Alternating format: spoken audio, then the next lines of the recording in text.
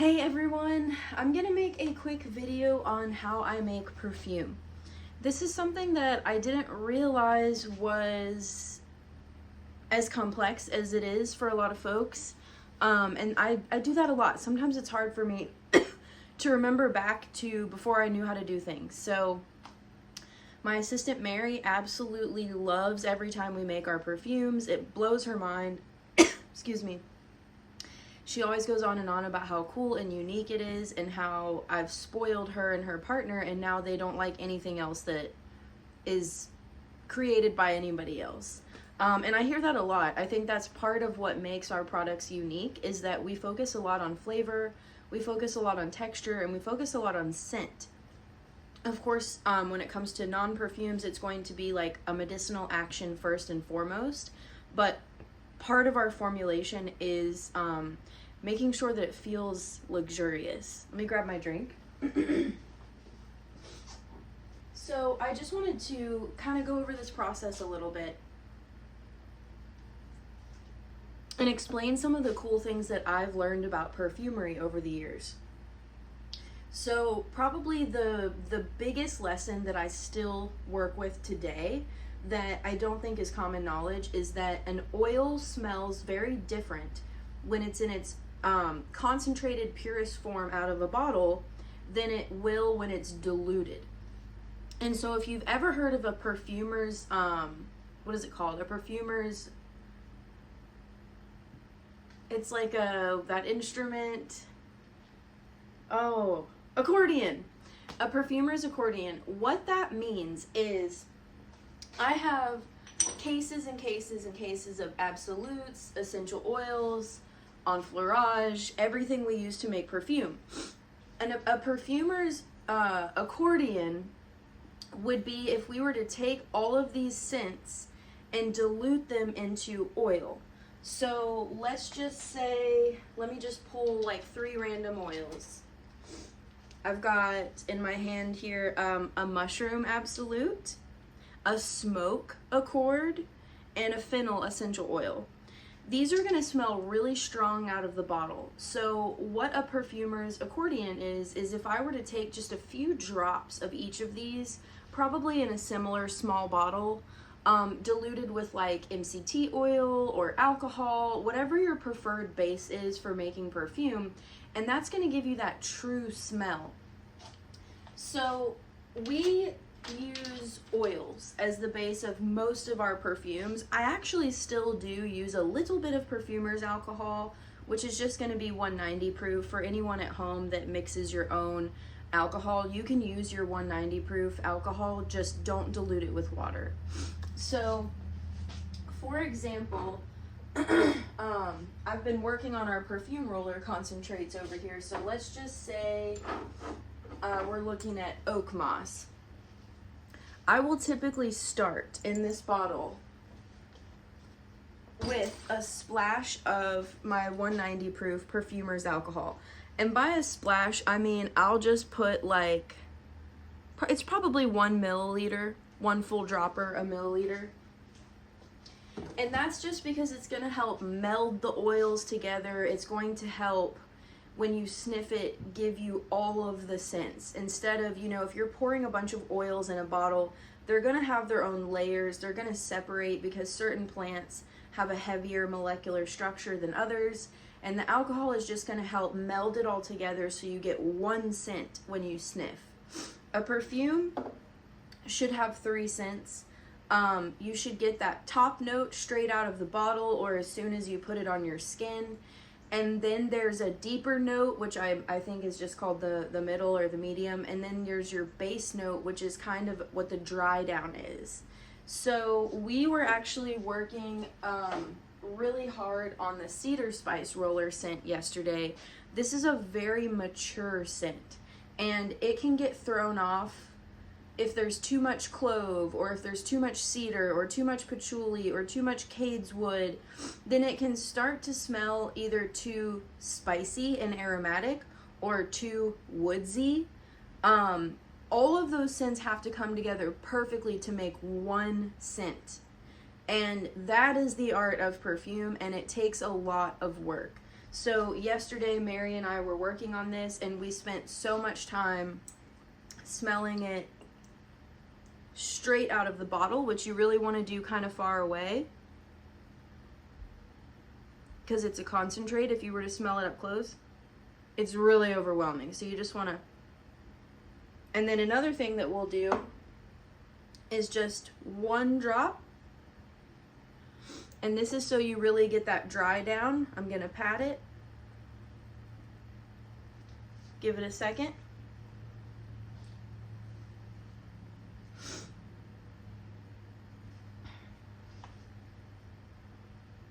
Oh yeah.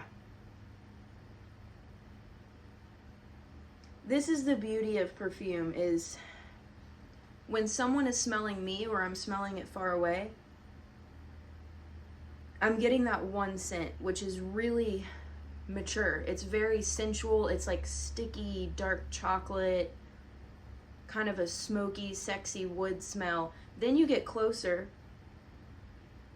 and that's when I start to smell spiced wood. That's where like the clove and the Buddha wood come in. And then in the dry down, so like an hour later probably, that's when we're really going to start to get like the vanilla and the clove. And those are great examples of base notes, you know, kind of those grounding notes. So if you want to start making perfume at home, the easiest thing to do is start with some essential oils. Essential oils are great for perfume. My only beef with essential oils is the way they're marketed. A lot of people think that they can be used for everything. They can be used directly on the skin. There's just a lot of misinformation out there. Essential oils are great when used properly, and using them properly is using them diluted, which is exactly what we're doing. You really only need a drop or two of essential oils because they're highly concentrated. Now, once you've kind of played around with some basic scents, which is where Mary's at, working on scents for her soaps and doing, you know, pretty classic things like patchouli, rose, and bergamot, or, you know, lang lang and geranium. That is a good place to start, is to kind of nail some basic scents, learn about how much of something you want to use, how to get a good balance, what's a good dilution rate. Once you're past that, and you really want to dive into perfumery, I highly recommend getting on the website basenotes.com.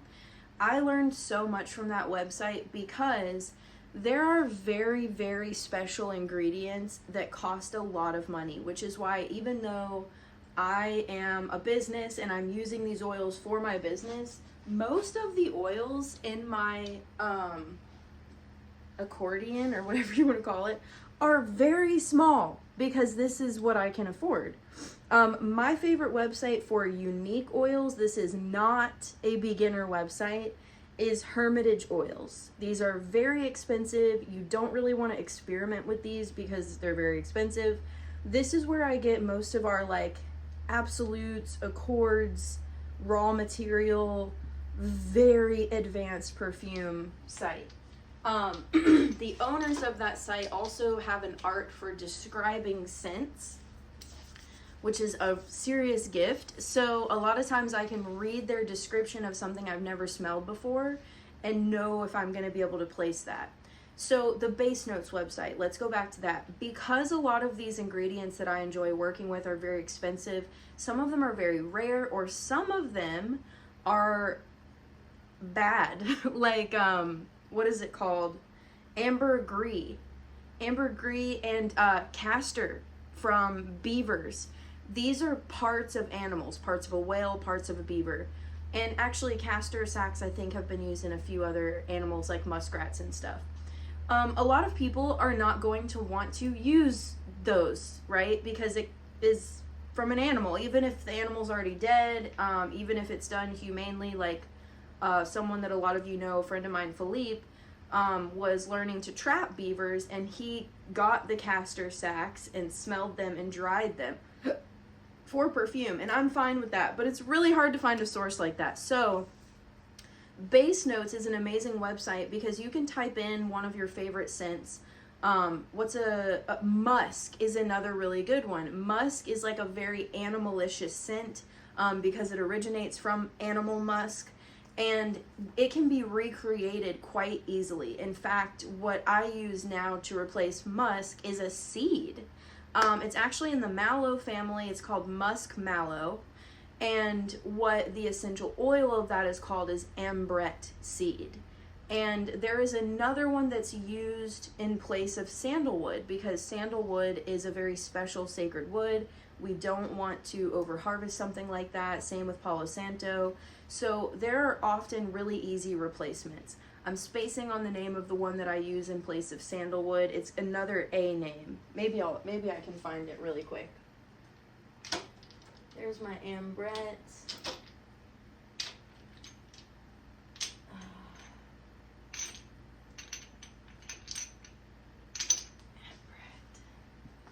Oh, Amyris, Amyris. So this is like more advanced perfume stuff, but as well as these immediate replacers, there are also like famous blends that create one scent. So you can mix together X, Y, and Z, and the smell is A. It's pretty cool. So you can read through a lot of stuff on base notes, see what other people have experimented with, and it's one of those fascinating worlds like herbalism where it is endless. And if that is something that overwhelms you, perfumery might not be for you. If that's something that excites you, then welcome to the club. Let's see any other things I can talk about. I think one other thing I'll talk about is if you are to buy absolutes, note that they are quite thick. I'll show you 3 examples. So you can even see on the outside of this marigold jar, it is insanely sticky. It feels like touching your fingers to super glue. And that's because calendula or marigold are very resinous plants. That's what makes it so healing for the skin. And so this, I don't know if you can see this string on camera of goop, but very sticky. So that's just a naturally resinous plant. That's not even an absolute, that's an essential oil. This is an oak moss absolute. It is like tar, literally. And I have already liquefied this, which is what I'm about to explain to you all. Before I had done that, this was just like hard. There was no way to get to it. Here's another example. This one is a little more liquidy, but you see that thick amber color.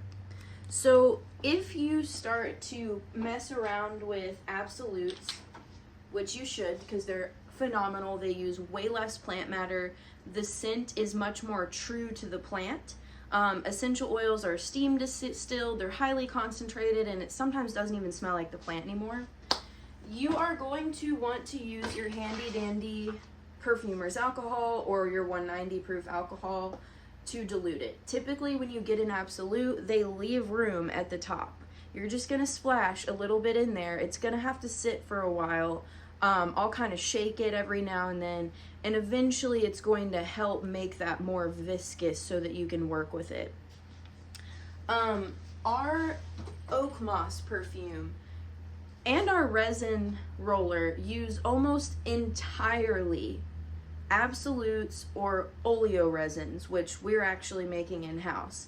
And so all of those ingredients are really thick and hard. So when I'm starting out making that one, it's like a bunch of stuff at the bottom, a bunch of sediment.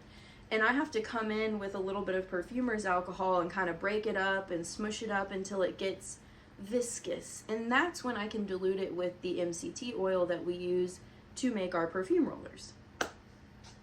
So you don't have to add alcohol. I want to say that if you are making an oil-based perfume or a salve perfume, you do not have to use alcohol.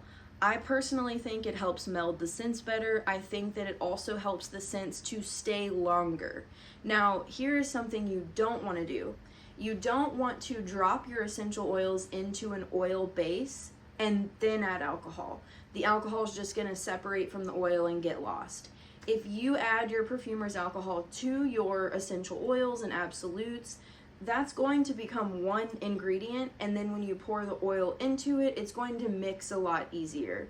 Still, I recommend that people shake their rollers before using them for this reason, because separation is natural if you're not using some sort of emulsifier. So yeah, I wish that I could sit here and do it while having you all watch, but it just wouldn't make sense. It's a little too hard.